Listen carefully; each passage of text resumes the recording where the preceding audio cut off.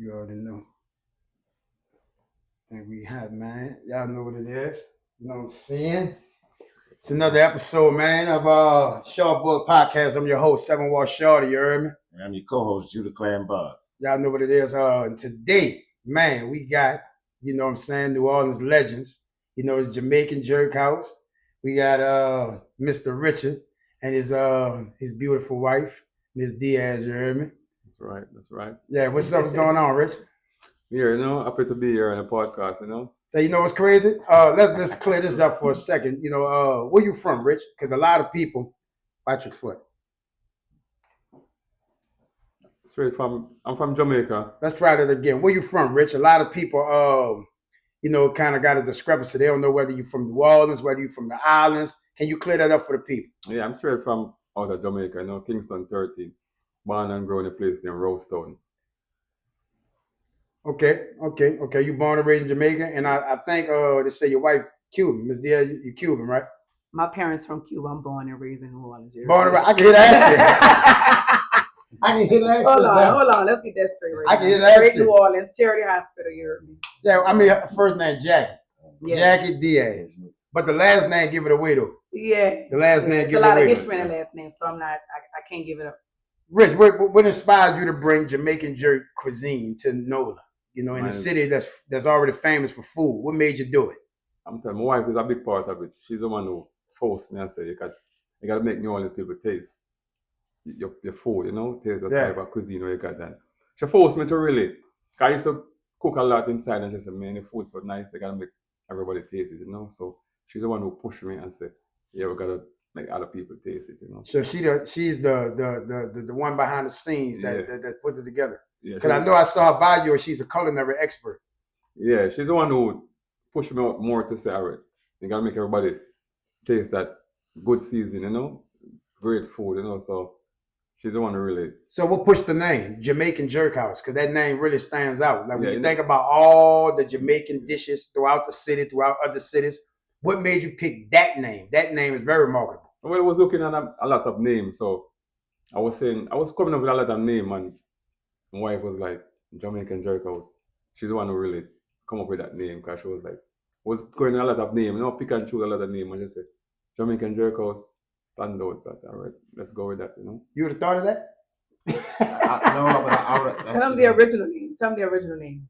It was Jerk Center. It was Jerk Center. Yes. Nah, I don't like that. The Jerk Center, we probably wouldn't have ate from you. We probably wouldn't have spent one quarter. You'd have made it the Jamaican Center. You coined it with Jamaican Jerk House. Yeah. The brand name lets us know what you're selling off of that. So smart. That's perfect. Right. Yeah. I got a question. How long you been in business? How long you been doing it? Well, we've been cooking for a long time from our house. We've been cooking from 2001.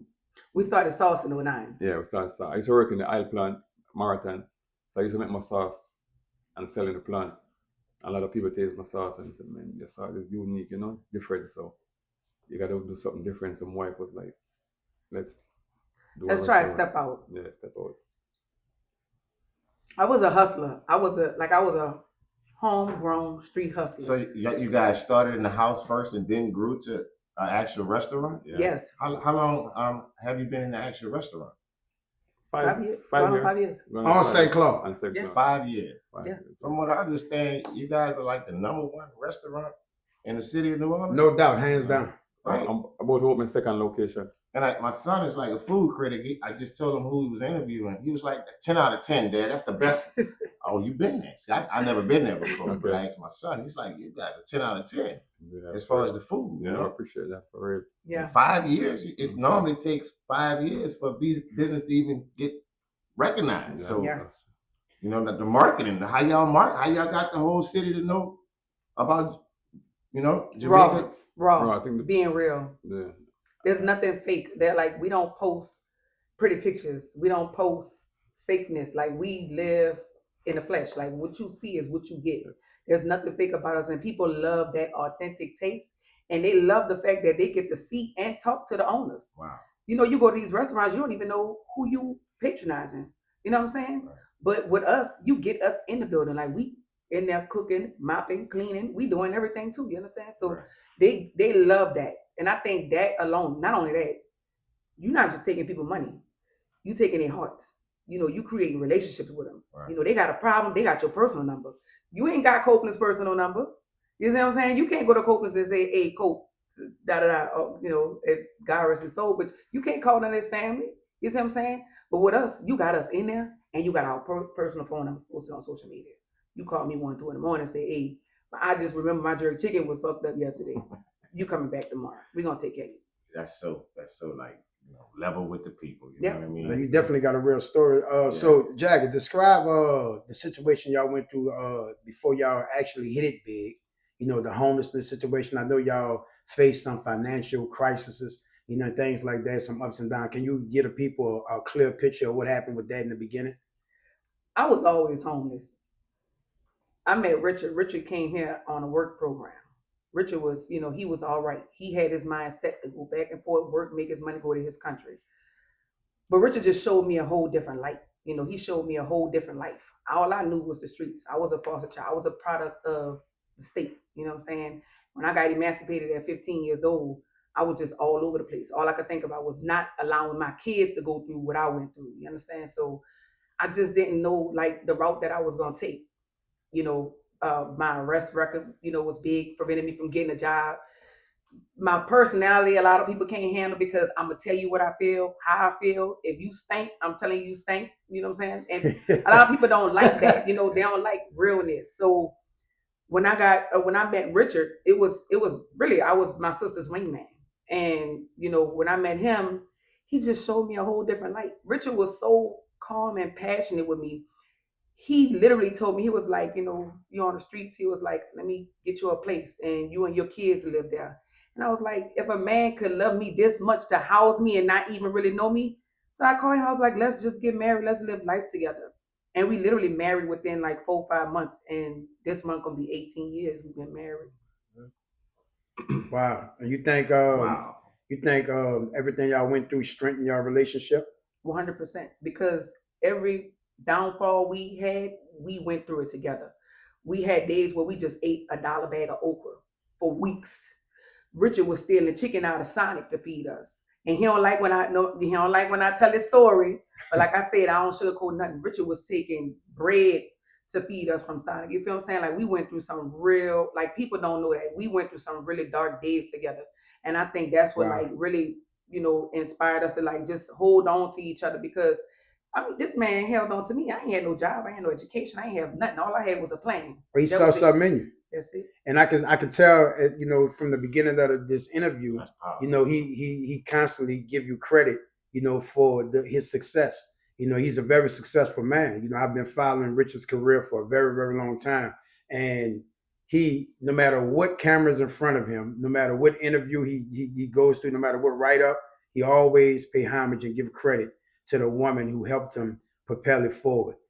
Kudos to y'all. For real time. I'm his backbone. Yeah, can say being a good man is a great woman, You guys spoke life into each other. Yeah. You believed in him and you spoke life into him and you believed in her and you spoke. And that's some powerful shit, man. That's for real. That's like, wow. Patronizable in the community. That's patronizable in itself, Real talk. So, Richard, how did, the dishes that you cook, how does that set you apart from all the other, companies that's in competition with you in New Orleans, all the other restaurants, for the lack of a better term? Well, my season I make my season from scratch. Like, all my season, like, I make it, You make all your seasoning from scratch? Yeah, I make it I don't think the people knew that. Yeah, I make my So everything that you season your food with, that good taste, even the special sauce that your wife Jackie created, right? Correct? Yeah. So our jerk sauce. You're not using Tony's? He ain't using Tony's. See, this is exclusive. This is breaking news. That jerk sauce, I'm the one who created that jerk sauce. You created the jerk sauce. Yeah. But let's go back to the seasoning. When you say that you use your own seasoning from scratch, what does that mean so that people can have a clear understanding? Right. Like, I'm a jerk chicken. I blend up all my season together and blend it together and make something different. It's just something unique where nobody else gonna have nothing like my season. So it's different. If you taste my chicken and go anywhere else, you ain't gonna taste nothing like mine. So it's totally different. That's probably why your line be wrapped around the corn. Original. Yeah, original. He got all the original shit. Nobody that's the original. mine. So let me ask you this, Rich. So I follow you guys on social media. Pretty much everybody in New Orleans does.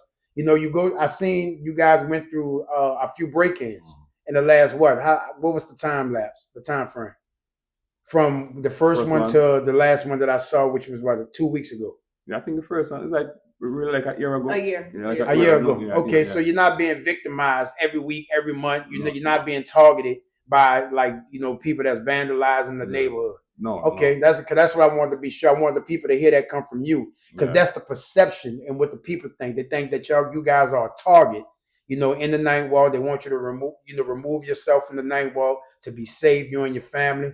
But I saw you posted something. I think Jackie posted it, that you guys feel otherwise. Can you explain that for me? Yeah. I think I could better explain everything, especially because this is my territory. If we was in Jamaica, I'd let Richard explain it. So you see, the problem is we are a target to a certain extent. We know a lot of people in the community support us, but we also know a lot of people in the community don't want us there.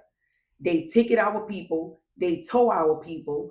I've never in my life seen 5 police cars when we don't have, police available, come with tow trucks to tow people from in front of our restaurant.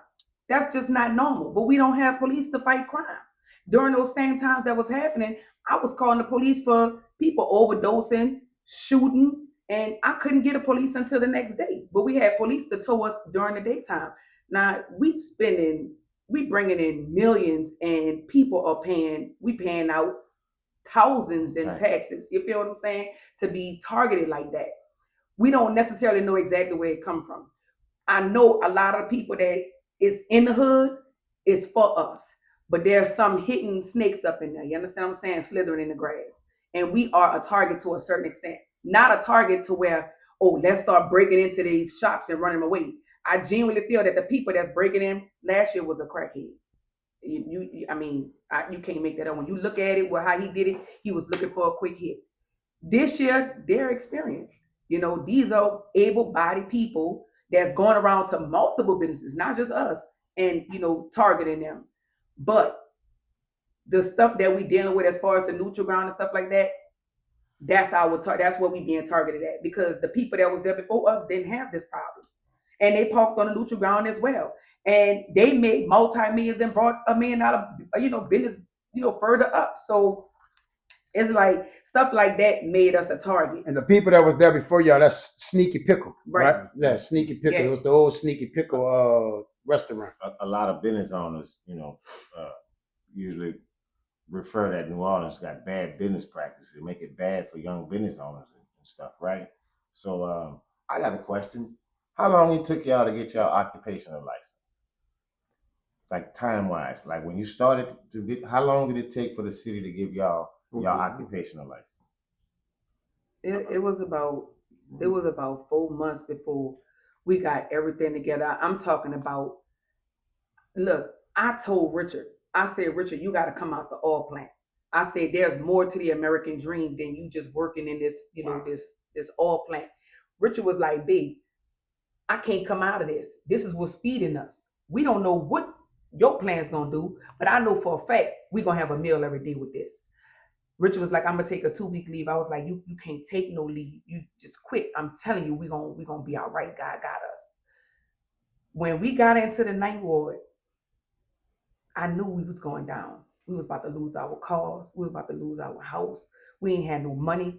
We waited 4 months to get something to where I told Richard, I said, Richard, we ain't waiting no more. We about to open this sucker illegally. And that's what we did. We opened it without nothing. Because if I didn't, I would have lost everything. And when it came, time for inspections, I hired a company and I cleaned that bee up like we wasn't cooking. Sometimes you just gotta take a leap of faith. I ain't know where I was gonna turn. And from I opened them doors ain't never closed. And they ain't not gonna close. That's some powerful words. That's very powerful. I asked you that question because I know other business owners in 3 to 4 months to get a damn occupational license. That in other cities it take a week or 2 weeks to get all that shit, So, New Orleans is a little dysfunctional business in the business capacity, Yeah. So do you guys host cultural events or any type of live music events? or have you ever did it in the past, or do you plan on doing it in the future? I'm gonna speak on this one. We don't pass up no event, big or small, because as much as a lot of people see us as big, we remember being small. And still to this day, we hold our head up like we're small. We don't see ourselves like a lot of people see us. You understand? I think that's very important in the community. We take all events. But recently, I realized that they got people that's abusing the culture. And I just don't want no part in that. You're not going to invite us out and try to give something for this man's culture, but then you got 40 vendors and look like only 100 tickets were sold. You feel what I'm saying? So you basically making money off of the vendors, and now what you really supposed to be making up money off of the people.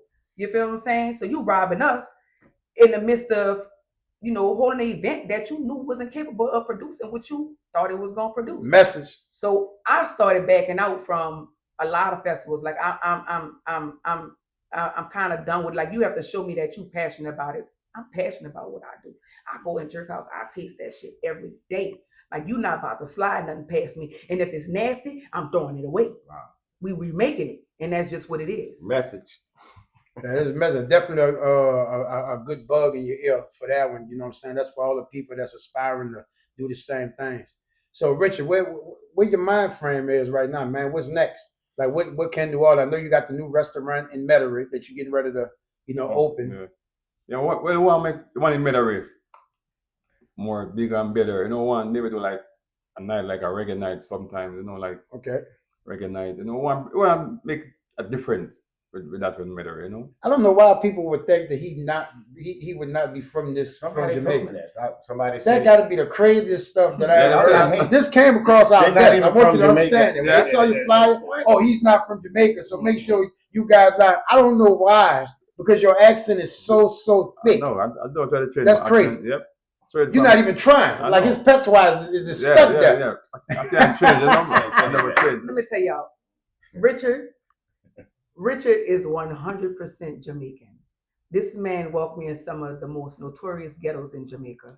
When he take me to Jamaica, I don't go to no resort. I never been in a resort in Jamaica. We go to Jamaica. We go to the real Jamaica. Yeah, that's true. You understand? We go straight to Rose Town. I go where he come from. I walk his streets. You understand? When we go party, we party in his streets. I don't party in Ochi. I don't party in Montego Bay. But that's tourist area. The food strictly is different. It's built for those type. It's built for American people. You feel what I'm saying? It's built for a certain type of American people. You understand?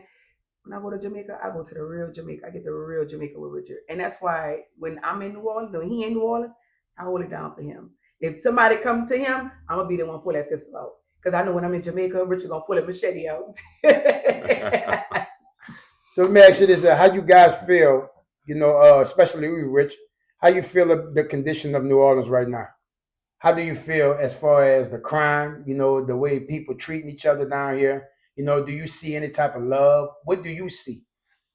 Take us in your eyes. Well, I think it could better, but I think it could better. Some of the guys, them, there's not that stupid thing, but it could be better, Like, I think they need to do more loving, to one another. Like, brothers and sisters try to fight one another, kill up one another. They try to do more loving, So I think it needs to be changed a little bit more, though, You think you can help with the changing of or bringing people closer together? What type of impact you think you can do to kind of cater to that? Well, I think on a while, I think there's the need to maybe listen to some natural music, some reggae music, some Marley. Listen to some, that was a good answer. I wasn't expecting that answer. See, I was about to give you another question, but see, that one right there put me to pump my brakes. Yeah, and this is some Bob right. Music changes things. Yeah. Music changes things, man. Yeah, man. Right, so how does that feel? You grew up on music, right? Yeah, I grew up on music. Yeah. All right. You think it influenced your love for food? Yeah. Food. Music is like, let me say, the words for your mouth is powerful. So if everything, if someone has seen something about war and that, the young kids, everything that way. If you listen to culture, they will come culture way, more loving and peaceful. So music have a lot to do with your upbringing, How old are you, Richard? I'm gonna be 50. 50 years old. Man, you look good, man. That's what's up, man. 50 years old, and you guys been together for how long? 18 years. 18 years.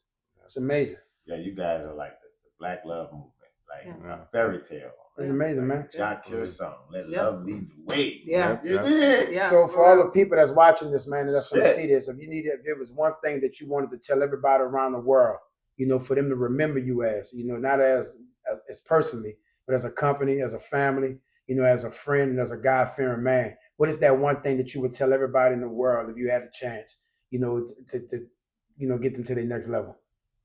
Well, I was telling them one love, just be love, kind-hearted, and patient, That's the best thing I could say, And thank you so much, man. You know what I'm saying? Jack and Diaz, you heard me, Richard Washington. I appreciate y'all, man. And thank y'all for coming out, bro, to a Sharp Bug podcast. And you definitely put a bug in the ear of the world today. You heard me? And I'm hoping that people take this brief, interview and, they be inspired by this and able to learn from everything, especially with your wife shared and how close you guys are together. We need that in the Black community. Thank y'all so much, man. I can say one more thing? Yes, sir. Remember, I'm a straight Jamaican. Tell him again, Jamaican. I'm straight Jamaican. That's it. Don't change, I do a rearrange. That's it. One blood, What city in Jamaica? Kingston, Jamaica. Kingston 13. Oh, that's the thing you show me on YouTube. We're not going to Kingston. Yeah, we going to Kingston. Yeah, we got to him to Kingston. We go to Kingston. Yeah, for real, man. I appreciate y'all, man. And y'all keep striving, brother. And we looking forward to seeing that next restaurant in Metairie, brother. All right, appreciate it. Thank y'all so much, man. Thank you, man. Thank you.